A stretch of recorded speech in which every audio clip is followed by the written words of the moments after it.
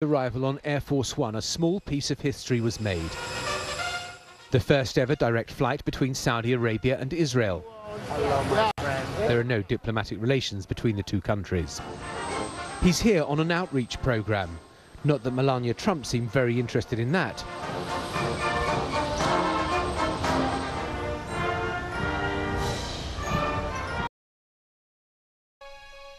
Glad you could join us at 6 in the morning here in Singapore, 11 in the evening in London, and 1 a.m. in Jerusalem, where the visiting U.S. president has demanded that Iran stop supporting what he called terrorists and militias. Donald Trump said there was a growing realization in the Middle East of the threat posed by Iran, and he underlined the strength of the link between the United States and Israel, suggesting there was a rare opportunity to move forward with seeking peace between Israelis and Palestinians. John Sopel has more. Even with his arrival on Air Force One, a small piece of history was made. The first ever direct flight between Saudi Arabia and Israel.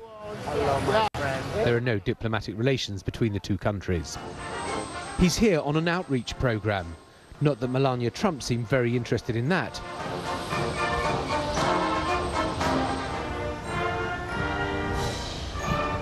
The self-proclaimed deal-maker is after what he calls the ultimate deal, peace between Israelis and Palestinians.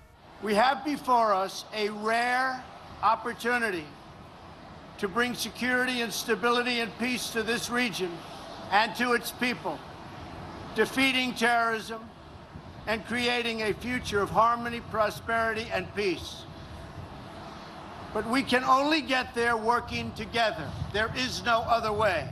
After the warmth of his reception in Saudi Arabia, it seemed the whole Israeli ruling class had decamped to Ben Gurion Airport to make a public display of appreciation towards this country's most important ally.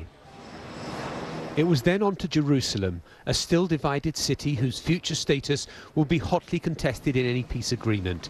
When Donald Trump was a candidate, he vowed that the US embassy would be moving from Tel Aviv to Jerusalem.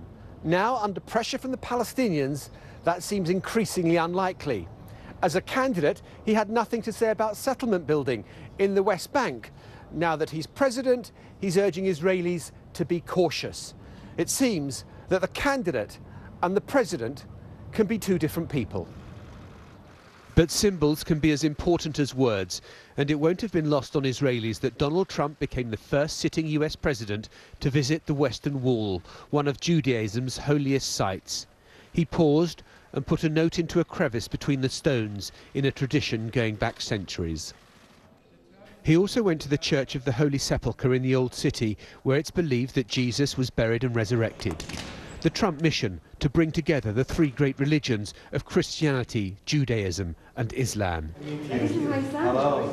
This evening, Donald Trump went to have dinner at the Israeli Prime Minister's residence, and Benjamin Netanyahu was sounding unusually upbeat and positive about the future prospects. For the first time in many years, and Mr. President, for the first time in my lifetime, I see a real hope for change. But in the West Bank, talk of change and new beginnings seemed as far away as ever, as Israeli soldiers clashed with Palestinian protesters, some clearly unhappy about the president's visit. John Sopel, BBC News, Jerusalem.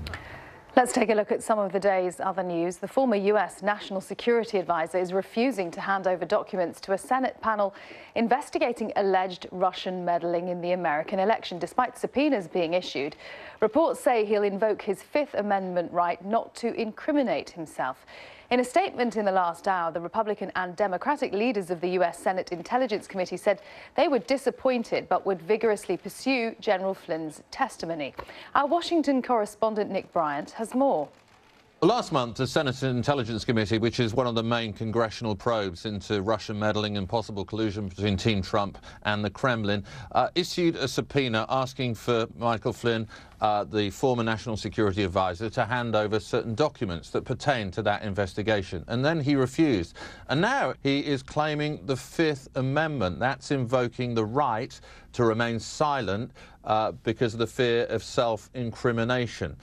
So Michael Flynn continuing not to cooperate. Earlier on, his lawyer had asked the Intelligence Committee to actually give him legal immunity against what it called unfair prosecution in return for his testimony, in return for those documents. But Michael Flynn is refusing to cooperate, and as I say, he is invoking the Fifth.